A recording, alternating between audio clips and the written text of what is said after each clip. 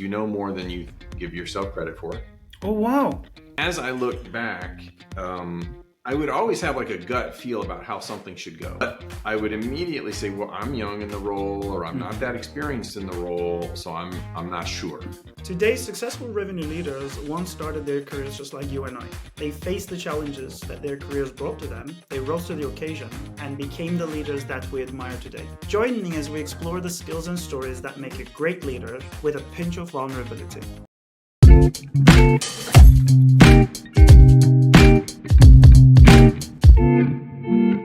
Hello and welcome to Sales Therapy. I'm your host, Alper Yurder. Grab a chair. This is your exclusive invitation to the therapy room, as leaders are going to be sharing their career-defining moments, their secret tips and tricks in their arsenal towards success. And I promise we'll always end on a positive note. Today in the therapy chair, we have Jamal Reimer, who's one of the OGs when it comes to complex selling and enterprise sales. And he shares his wisdom with the world through his work with enterprise sellers. And I found him on LinkedIn, obviously. Many of you have as well, but we'll be talking about his success, the joy, the pain, and the journey. Welcome to Sales Therapy, Jamal. How are you feeling today? Great to be here, Alper. Thanks for having me. My pleasure. Any good therapy starts with childhood and growing up, so I'm going to go there very quickly. And in the warm-up to this session, we had a very personal, very informal chat, and we talked about not just work, but also human behavior, psychology, what makes people do the things that they do and they don't. So today, I think we're going to touch on those a little bit as well. But before we go into that, any good therapy starts, as I say, with childhood and growing up, because it shapes the person we are today as a person.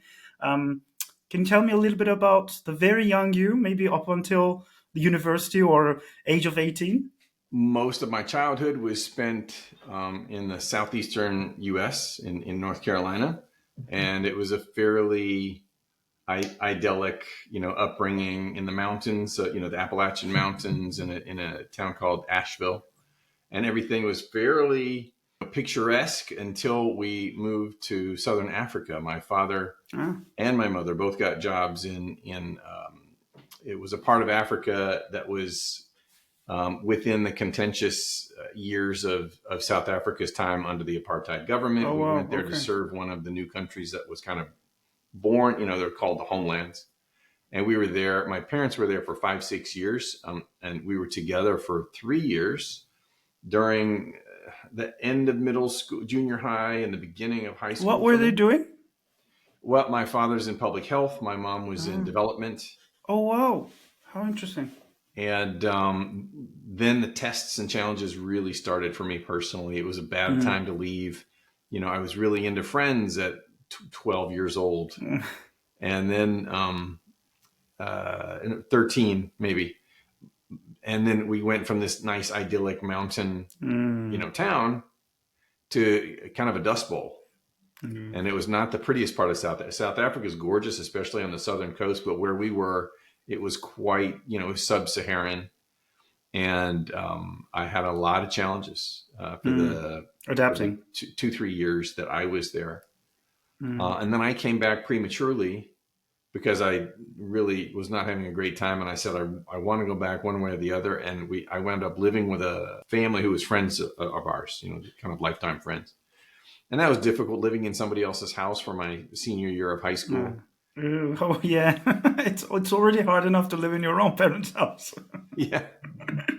And are you an only child, by the way? No, I have a younger brother, about 5 years younger. Then I started university, and right around that time, the currency that my parents were earning dropped 75% in value, so they couldn't really help me with college. So I had to start my university basically penniless, and that was another set of challenges that hit, and so all this stuff happened during a time where I was feeling very alone, and I tried to have to kind of go it on my own, and that was kind of the premature beginning of adulthood, you could say. Losing your money right before uni is not a great experience, which I've gone through as well. My father went through a huge bankruptcy, and I was in Paris, I remember crying on the street.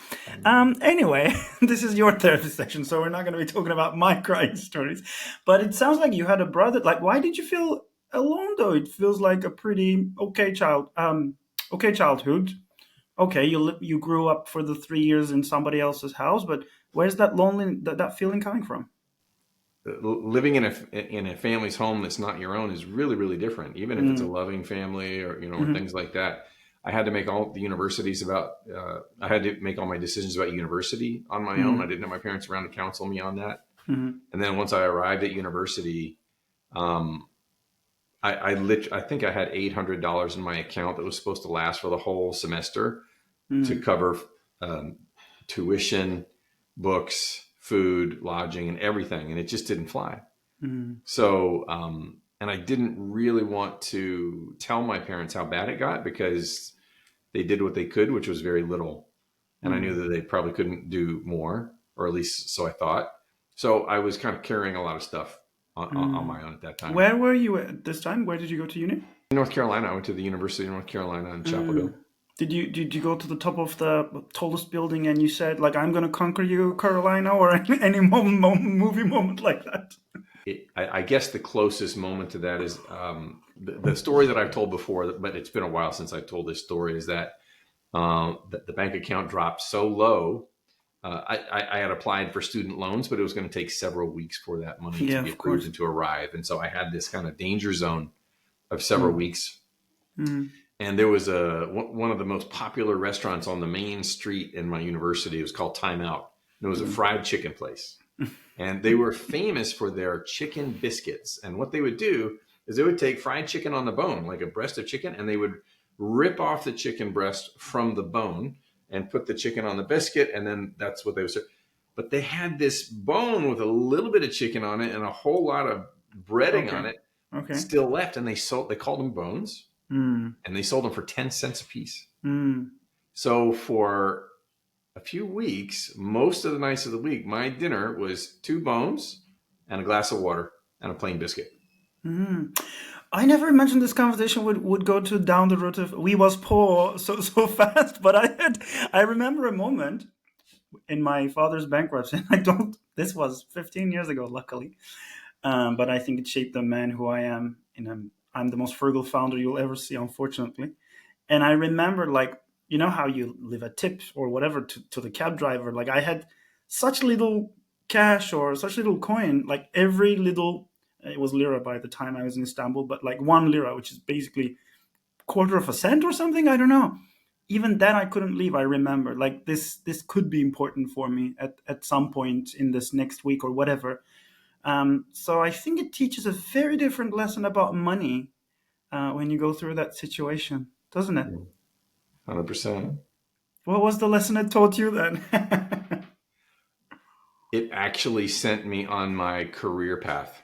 Mm, Um, because during that year, I was approached by, I was on the fencing team. I was an athlete, and one of my team members invited me to come to a meeting that wound up being a pitch to sell books door to door the next summer. Through a whole nother series of stories, I wound up doing that for 5 summers. And the first summer was a terrible experience, and I was a terrible seller, to becoming quite successful.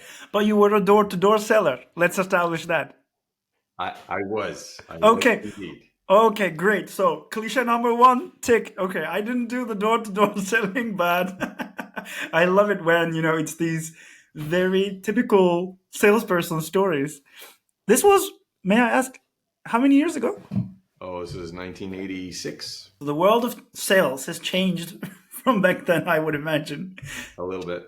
But I think some things stay constant. Like when you compare what you did throughout your career to that door-to-door experience to today's, social selling and all this virtual stuff. It's no longer about how many meetings did you go to physically per month. Some things must have remained constant. Like, do you feel like some things are constant, and what are those for you? The it's almost the back end has remained constant, which is my why, right? Why Mm, am I in sales? Why is sales such a central component of my professional life? Is because in that kind of crisis period of having nothing or next to nothing, it was sales that got me out of that. And it mm, was something that I could control. I got a little bit of scholarship, but nowhere near enough to cover all the costs. I went to my parents and they helped what they could, but that was not sufficient at the time. And so I had to take it upon myself. And so I was able to do it the first summer, just barely, because I was so poor at it. But then the following summers, I got better and better and better and better. And by the fifth summer, I made 10 times the amount that I made the Mm, first summer. And so it's always stuck with me that, sales is my way to survive in the mm, material world. mm. Also, I guess enjoy and thrive since you've been doing it so passionately for so long. Mustn't be only about survival. It must be about, the joy of it as well. I don't know. Like That's what, the what, front end. The the back front end, end. Yeah. right? The Okay. back end is The this is what I do to subconscious. survive. Got you. And there were years when in my frontal cortex, I was like, this sucks. I hate this job. I Ugh. hate the repetitiveness of it. Yeah. And that sales, I hate. I hate that sales, that form today. Mm. But I learned about a much more strategic type of selling that really changed the game. And when I found that, I was like, this I could do for a super long time.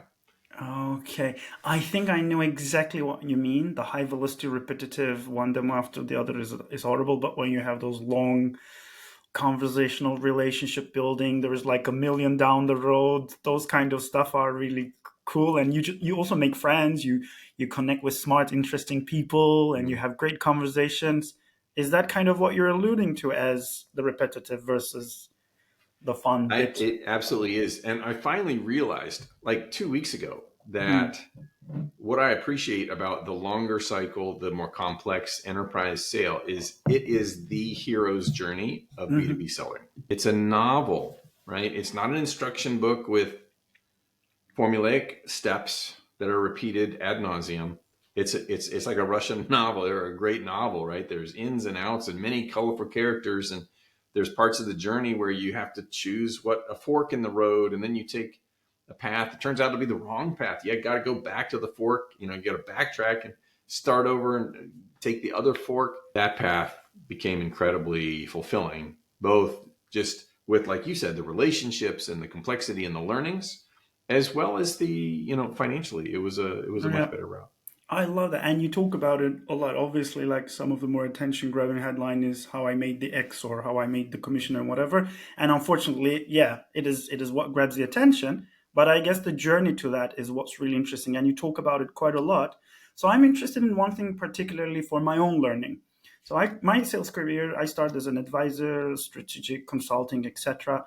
So that was, problem solving, helping others to solve their problems, like very complex, etc., etc. And then I realized I actually love selling an idea, pitching an idea, and then I transitioned more to a sales, quota holding, blah blah. But this was 10 years of non-SaaS sales, so it was more traditional, selling training, selling real estate, whatever's. But it wasn't this shiny world of software as a service, which seems to dominate a lot of the conversation, especially on LinkedIn or on more visible places. I feel like a lot of literature comes from that world of tech sales. Um, First of all, do you agree with that statement that a lot of that conversation is dominated while there's a whole world of sales out there, which we can say traditional? Do you agree with that statement at all, or not really? Totally. LinkedIn is dominated by SaaS sellers and gurus and various players. Yeah, 100%. and that therefore a lot of the learning and conversation comes from it. So after that long-tailed explanation, my question is this: it's sometimes hard for me to imagine those because I never sold. I sold a $5 million, training program to a bank, which had digital components, but I never sold a $5 million tech tool to a whatever. Those big deals, that really fun, interesting experience that you tell me now that we both enjoy about sales, it feels like is preserved to a very 1% or whatever of the sellers in this spectrum. Only like the elite of the elite get to experience it. It does feel that way to me too. Mm, And a big chunk of my mission is to break that assumption, because I really am of the mind, if I could do this, mm, lots of people could do of this, course. because I'm not that special. I mean, I have some level of intelligence, I have some level of discipline, and I definitely have persistence. Persistence and patience have kind of come together. Just keep trying, don't give up, that kind of attitude. And I didn't have big success until like 12th or 13th year of my career. Those first 12 or 13 years, I was always looking over my shoulder. I made my number like every second or third year. I was like, I feel vulnerable and this is harder than it should be. And, it's like trying to run through mud. What is that pivotal moment where it felt, oh, okay, this is falling into place and I'm actually becoming better and probably I'm going to be making more money now? I mean, so I had glimmerings of it every few years. I was like, oh, I learned something enough to get this deal over the line and it was a good sized deal. Okay, great. I must be making some progress. But then the next year things would kind of fall apart. And I was like, all that great stuff that happened last year isn't happening now. Now I feel out of control again. The first 12 years wasn't all terrible. It was like very spiky and very unpredictable. And I felt out of control because of it. But the big turning point was when I did that first large deal. And I don't take credit for it at all. I was pulled into the deal. It was an account that I had for many years, and then it was taken away from me when new management came in. A year later, the customer asked for me back during a kind of a critical time because the company that we had acquired that put this new management in was a product that we didn't have. It was a new product for us, but for the customer, they were in crisis with this product and they were going to take a turn. And this turned into a super large deal. And we took it from like 10-ish million up to 50 million in a 9-month period. And I was completely tutored by my head of sales and my head of services at the time. And it was through that process of learning on the ground with 20-year veterans in our field how to do this. It was an amazing, life-changing experience. But some reps can have that life-changing experience and then they can never reproduce it. Fortunately, I was able to do it 2 more times over a 8-year period. Okay, there might be somebody listening to this conversation now and saying like, you know what, I'm trying my best too, but I'm kind of, stuck in a role or similar roles. Like, how do I make the transition to more like enterprise, complex sales, large sales? Like, first you can start with, developing yourself, I guess. But also there's a huge part of like luck and chain of events that lead you to a deal like that. Yes. For me, it was a similar, like my very first like multi-million-dollar, 50 people stakeholder, whatever, which actually led me to BuildFlow eventually, it happened to me. Like I finally at my 4th sales role or whatever, I was given an opportunity to sell to somebody and somebody coached me to sell it, So I was still the same me, eager to learn and whatever, but it was the universe finally handing me an opportunity. So there's things we cannot affect, like that opportunity and whatever. But what are the things we can? Like, do you feel like there's things that we can prepare ourselves for those bigger deals, better roles, higher commissions? So I kind of truncated my part of the story. It didn't just happen that I was a medium-ish grade seller and then I got this opportunity and it was a huge hockey stick. It wasn't as simple as that. Yeah, it never is, of course. There was a road along the way where I was continuing to try to better myself and I was investing time and effort in not just selling, but becoming better at selling and seeking out mentors and all that good stuff. Reading books, everything that you could typically do to take control and improve. And along the way, I might have a small success, but it started to get noticed by my management. And then there was a period where this new management team that had come on that had taken the account away from me. It was during that year that I did not have this big account that I was working on smaller accounts. And I could have been bitter and just like coasted and tried to look for another job and get out. But I was in there, man. I was slugging away and I was trying to, fight the good fight. And believing the good days are coming. Yes. Tomorrow. I love you tomorrow. Exactly. And I remember I took my manager, who I didn't know that well. He didn't know me that well. I took him into an account. I said, come and see what I'm doing. And I need you to get involved. And so he flew up to Denmark and we saw one of the accounts that I had. It wasn't a big account. It was medium-ish. And we had a conversation with their IT group. And this manager his only background was applications, business applications. He grew up for 15 years having business application conversations. And I was at Oracle, right? And you can't live at Oracle without knowing something about the back end and infrastructure Yeah. and databases and things like that. Something. So I was far from a tech person, but I Yeah. was having this conversation with the Yeah.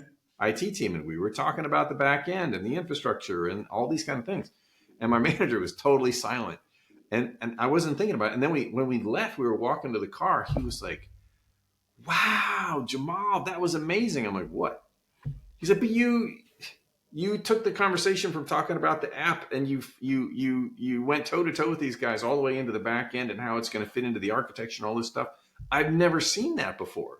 And so I didn't think it was a big deal, but evidently I had done something right that kind of changed my brand with one player, my manager. To shorten the story, that ultimately got back to our VP. And then I was on a trip to the US. I was with another big customer, and the phone rings, and I leave the meeting to pick it up because it was my VP, and he said, the big company that I had lost before, he's like, they want you back, and I need to know right now, are you ready to take on this account or not? Because we're in our renewal year, and it's going to be tough because they are really not liking us right now. And instantly I said, absolutely, I want it back. Let's go. I want to talk about that renewal experience for sure. So I should make a memory note for myself. But I want to touch on one or two things that you shared there. One is you invited your manager to this conversation, probably to elevate, to learn, to understand, like, because you need to explore and open up this account. And you know what you know, but you don't know what you don't know. So you invite somebody else to the conversation, hopefully, to give you another perspective, open up, teach something. If I'm right, then I guess the beauty of that is that safety that you felt to be able to bring your manager into this conversation without feeling worried, like, okay, if I bring them in, they will see what I'm not doing right. Yeah. They will probably tell me off about this, that. I think that's a huge part of it. Like, you can only thrive when you have that sort of feeling of safety, can't you? Yes. And I guess both of us can acknowledge how rare that feels sometimes. Like with so many sellers that you talk to, so many sellers that I talk to, there's a lot of looking over your back, right? Yeah. A lot of insecurity, a lot of fear, a lot of living in the croc brain, right? We're so many sellers are living in fear, so they're not able to think and be creative because they're just trying to survive. Yeah. So yes, I was blessed at that moment, being able to feel safe enough to be vulnerable enough to bring my first line manager into something where maybe I was doing it right and maybe he was going to ding me. Yeah, I think one of my most fascinating learnings, and I had a manager who was the founder, who was a very interesting type, and I was always very intimidated by him, everybody as well. But at the same time, I'm always a challenging person, blah, blah. I wasn't as scared of him as probably he would love for me to be. But probably my biggest fuck up, I pushed the client. This was my biggest deal then. Pushed the client to the brink of writing a note to my manager to say, like, can you get this guy off of my back, because it's like enough is enough. And I never do that. And I learned my lesson and all that. But he walked in the door and he told me, okay, I have some news for you. Probably you won't like it, but it's okay. That's how he opened the conversation. He didn't say, like, how dare you fucked up this huge account for us, and no, because I don't know. And it was like a big fuck up, but big learning for me as well. Did you have any of those in your time? I'm sure you have had. Absolutely. All the time. Can you share one with us? Like your biggest one, maybe? The ones that are coming to mind are when some mistake that I had done would come to light. The way that management would react would it'd just be very telling. Let's just say at Oracle, I got fewer, or at least in the early days at Oracle, I got fewer understanding managers like yours. You make any screw up in kind of bulge bracket Oracle at that time, in the, what was it, the early 2000s, and it was just, you get knocked over the head. You keep moving, but you get knocked over the head. Yeah, you do. Those things, I think they're quite pivotal. Like for me, that is pivotal. And since then, the last decade or so of coaching people, it's always been like, I'm a very people person, client centric. They come first and etc. And I feel like I did my everything. I was very kind, blah, blah. But at the same time, this pressure of quota and success, and like I have to make it sunk cost. I've spent already 70% of my whatever on this. This has to happen. So then you push, Yeah. and you don't know what your client is going through, and then like No. the sweet lady, she just backfired in a big way. Yeah. 100%. Looking back then, what advice probably would you offer to your younger self with the wisdom you have today? Like, The what biggest would you piece do of advice differently? that I'm thinking, the very top of mind now, is you know more than you give yourself credit for. Oh, wow. Because as I look back, I would always have like a gut feel about how something should go. But I would immediately say, well, I'm young in the role, or I'm not that experienced in the role, so I'm not sure. And I'm going to abdicate my own decision making powers to somebody else, like my manager, in somebody else in the line of management, or the customer, to dictate how, I'm giving away a lot of my power, right? And now at 55 years old, I'm saying, my gut is actually pretty good, and it always has been. And Good. human interactions, if you grow up with a half decent sense of right and wrong, propriety and politeness and things like that, that stuff does translate. What was that book? It was like Everything I Need to Know I Learned in Kindergarten. Right? That concept is sound. So the biggest piece of advice I would give is, trust your gut more often. Do take advice from others who may have been through a specific experience that you haven't been through before, but you're probably not far off just using your gut. If you've got, all of us have a fairly decent gut. Yeah. I guess I would have to agree, but I don't think I can still confidently say what you just said. Maybe I need a few more years maybe, and I'll get there. One question I want to ask you is, when I see an amazing salesperson in action, whether it's in a client call, what they're doing behind the scenes, building consensus internally, externally, it's just a joy to watch. Especially like a great discovery is just amazing. It's a conversation that feels so natural. The client might be a little bit grumpy and they immediately like cut to chase and etc. And you're just doing your thing, enjoying the conversation, walking them gently towards that tunnel. So for me, those discoveries, the nurturing, those are great moments when I see a great salesperson in action. I love it. Like, this person is great. I want to work with them, etc. Do you have any of those like favorite things about good salespeople that they do really well? Yeah, I talk to or work with sellers every day, and you can tell it right away. There's this, not the IQ, the EQ, right? The emotional intelligence of just being able to talk with somebody human to human. There's such a clear bifurcation between somebody who has that emotional intelligence and comfort in their own skin, and the other person who is, I guess the best word is scripted. Yes. It's a scripted, stereotypical sales persona. There's a lot of connotations. The wording that they use are trying to get everything right. It's also in a promotional tone rather than a conversational tone. Yeah. I think all of us know what we're talking about. Yeah. And being talked at rather than talked with. Being talked at, listening only to be able to respond or defend. Yeah, no, I hate that too. I think that's what sort of the last 10, 20 years of to the moon growth and predictable revenue model, I never had it. So I was trying to learn it so I can make it, because I guess that was the only recipe for scaling and growing. Do you feel like it's changing now? Like, it's no longer just that, on to the next demo. These robotic things, these automated things are being felt by the buyer, so it's not working anymore, or it's still the recipe for success? What are the facts, and what facts do I have access to? So I am not on the ground in every company of every rep that I work with, but I am in touch with the reps themselves.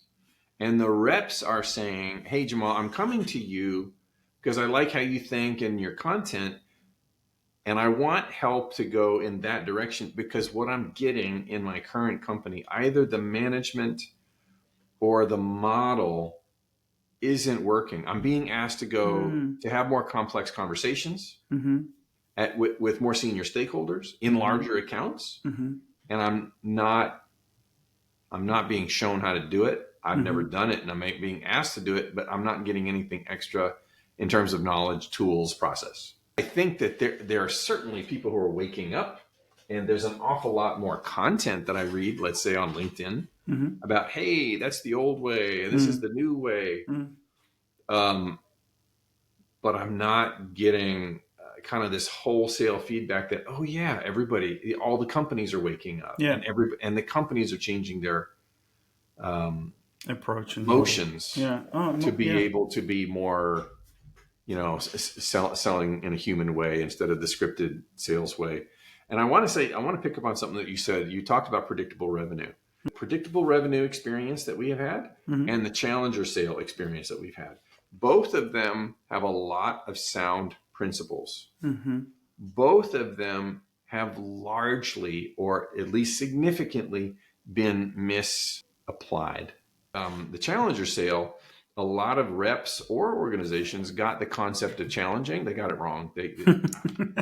Just for the sake of challenging, I guess. It became that kind of sales bro challenge, and that kind of take control and just make them understand kind of a challenge, which was never intended, right? And to do the challenger sale well is to sell well. But I would knock its application in the field by many sales organizations. The same is true with predictable revenue, because there are a lot of great elements. And yes, it's true, the more leads you have, the better off you're going to be. But it doesn't translate into just having great leads means that everything, the sales will close and margin will be there, etc. And there's some assumptions in the model, especially like how much your SDRs know, how much your BDRs know, to be able to warm up conversations with real conversations to get the referral, right? Because a lot of their model is go high, get somebody to refer you internally to have that conversation with the appropriate person, and that'll be your entree in. But it breaks down with massive amounts of sequencing, right? Massive amounts of outreach. I'm kind of an executive now just because I own my own little tiny company. So I'm getting all that outbound. I'm on the other end of it. And it's just like, this is horrible. Absolutely. It's like being in a windstorm all day when you're trying to be at the beach. Yeah. Oh yeah. Tell me about it. I mean, I think I'm inundated by those too. You already started talking about some of the more current issues that you speak with, or the type of reps that you speak with. What are those 2-3 things that you speak about on a day-to-day basis, or what is top of mind for you, or what are you trying to crack these days? Everybody is in the belly of the beast of remaining in this downturn. And that's having all the impacts that we already know, which is, the CFO. For a while there, the CFO became the new CEO, and he just had control of everything because the VC or private equity owners said it's time to tighten everything up, and that's going to happen through the CFO. But now I'm starting to hear evidence that, at least with most of our world, as you said, there's a really big world of selling, but so much of us are in the tech world. Yeah. In the tech world now, the power is shifting from the CFO to the CIO. And the CIO is having more and more power, getting the mandate, hey, you got to work out our tech stack. Either we bought too much in the past and we need to consolidate, or there are unaddressed projects because we've been in spending lockdown for 2 years. And now we're kind of coming out of it, but we want to spend on technology in a much smarter way. So now the power is starting to shift. Yeah. So the things that are top of mind with the reps that I'm working with are, how do you determine who has the real power? How do we have the conversation with that group or that individual or those key individuals? And how do we have a conversation that's not about your product? The punchline of the conversation is that, okay, the product can help you do this. The meat of the conversation is, what's the root cause of what you're doing? What would be the bullseye about where you want to go? Yeah. And what's wrong with the current conditioned that, you need a new approach, but Yeah. we need to understand that deeply. A lot of that is so intuitive to me. Like it's just simply if you're genuinely interested in the other party's problems and day to day. So I think it's a natural conversation. But then I guess a lot of people are not. Therefore, it becomes the scripted thing that you mentioned. But I guess if you have that um, craving for the elite seller status or that 1% and the bigger deals and etc., then you naturally have to go in that direction. There's no other way. That's the only way people will start caring about what you have to say, because you're actually talking about them rather than yourself or your product. And in terms of, so you already mentioned some of those current things and the changes. So until 6 months ago, I think the whole conversation was like, oh, the CFOs are now involved, new stakeholders, blah, blah. So now, and even in a new kind of department, you have to use up. So how have you built consensus? How have you, like, what were your tips or your golden nuggets in building consensus with multiple stakeholders, pulling different people into the conversation? Like, what have you done in your career that you feel like has done really justice to that, building momentum, building consensus, building alignment between different stakeholders? What should people do to be able to do that? So what's coming to mind, I'm not sure if this is a personality thing or if it's something that you can say, oh, everybody should do this. Mm-hmm. So I'll just say what's really worked for me is giving people power and then guiding them with that power. I love it. Because that old mentality of you got to get your sales cycle in control, you got to get your customer stakeholders in control, is really falling flat. The first thing that I do is basically whenever I'm talking with anybody, is basically say, here's what I understand, or I'd like to get your perspective, or, I'm ready to talk about X, Y, and Z, but why don't you kick us off? What do you want to get out of this half hour? So, there's many ways to express, hey, I'm interested in whatever it is that you want, and I'm going to put whatever I want on the back burner. Yeah. I love that. And then when they get that, when that comes across sincerely, yeah, then they're like, I'm ready to invest some time with this guy. Yeah. Because I believe that he's here for me and not him. He's also here for him, but he's putting but that's the only way. If you will only get to him yourself if you're actually first interested in the other party. Yeah. But have you experienced, like, for example, one of the main reasons why I started building Flowlo was like I was in large enterprise sales, trying to teach my team to multi-thread, complex sales. I don't have any idea about where the deals are going, like which stakeholders should be included, are they interested, all these questions. And then as a leader, you depend on your weekly pipeline conversation to get all those juicy bits from the rep, and they're telling you, yeah, it's going well, but you don't really have any data, etc. Like, what were the disappointments about running those large, complex deals, and how did you overcome them? The bigger deals that I was exposed to, for whatever reason, and regardless of how much planning either side would try to do in advance, they were just a crucible of pressure against the timeline. Yeah. So that created what do you want to call it? It's like a deal culture. You can have a culture on a specific deal, and if it's infused with a compelling event, that's positive because everybody's like, yes, we have to get to a yes or no or whatever by X date. There is upside in having that. Yeah. But when there's so much to do, it's such a really short period of time, then it becomes just a source of stress. But what it taught me was shifting away from what I knew was the sales role in the past into the complex sales role, which is much more about delegation.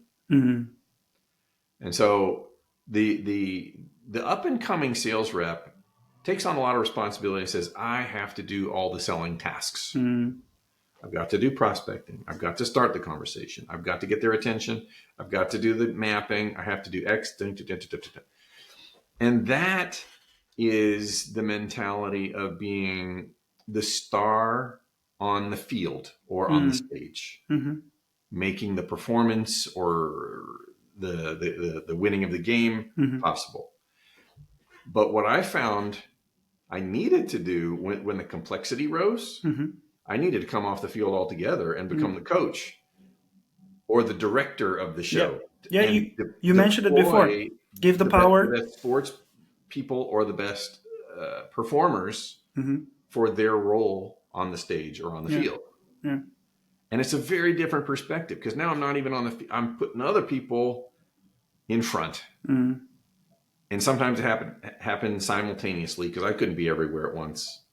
And it was a whole new skill set. And that's one of the skill sets that we work on. And that's one of the skill sets that I'm convinced are really necessary for whatever's on the other side of what we're calling the complex sale. Yeah, I love that. So you're doing the coaching bit, and I was doing the coaching bit, and I was trying to create mini me's and like this is how I invite another person to the conversation without even them realizing it or offending the other party, and no. And I was like, oh God, like it would be really great if there was a I was using Jira for internal. I don't know if you've ever heard of it. Like Jira is like a tool that is like internal processes from finance to HR to legal. Like the ball runs and then the momentum keeps building. But it was so UX unfriendly, and I was working on deals with like really 50 stakeholders. You would think somebody's the champion, but then somebody will pop out of nowhere. Blah blah blah, and all of that told me, okay, you need to build Flowla, which is this hopefully a bio-enablement tool to help build consensus and stakeholder alignment more easily, everything in one place. Then I discovered I'm not the first genius to build this tool, which is actually a category of its own, digital sales rooms. It exists. Others are building it too. So my question is like, what's your experience of these digital sales room space or mutual action plans? Do you sometimes use them, advise their usage? Do you get them, not get them? What do you feel about them? I think they're great. I think that you're right. There is a category with now many players. I think that um, their usefulness increases with the complexity of the deal. Mm-hmm. And Yeah. complexity can be either number of tasks or number of players. I don't know if there are standouts who are taking the front runner. Right now it feels like it's still kind of a Yeah. diverse Everyone's game. group. Yeah. Mm-hmm. But they are absolutely what I would think is a part of modern day selling, because they give more intelligence to the customer and they give more intelligence to the selling team, the buying team. Both sides have more Yeah. data in front of them that they want.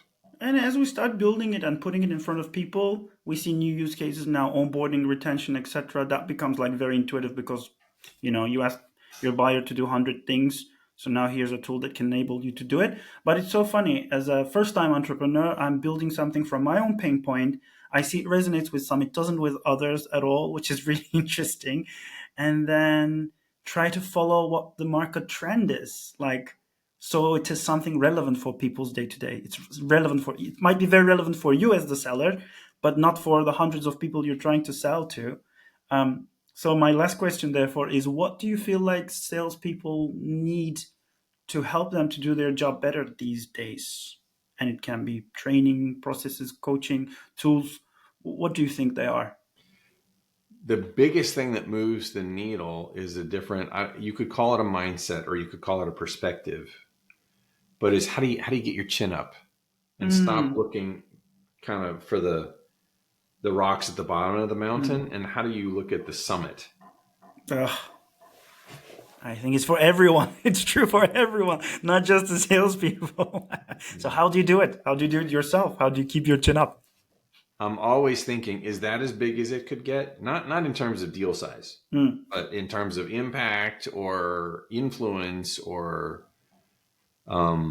what's the highest thought? What's the highest mm, thought possible in this scenario?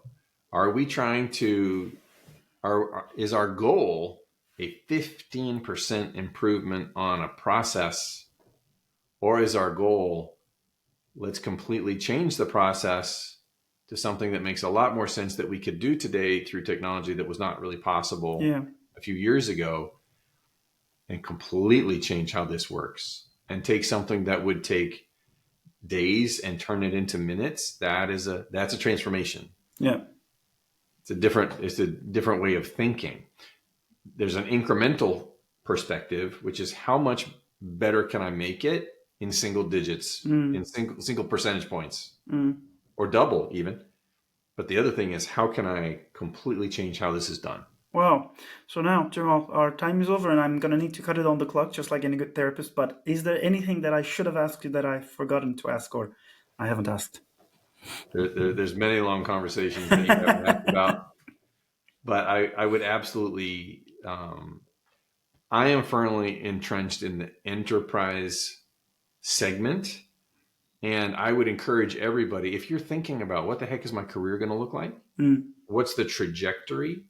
A lot of people think that the trajectory in sales is to be an AE for a while.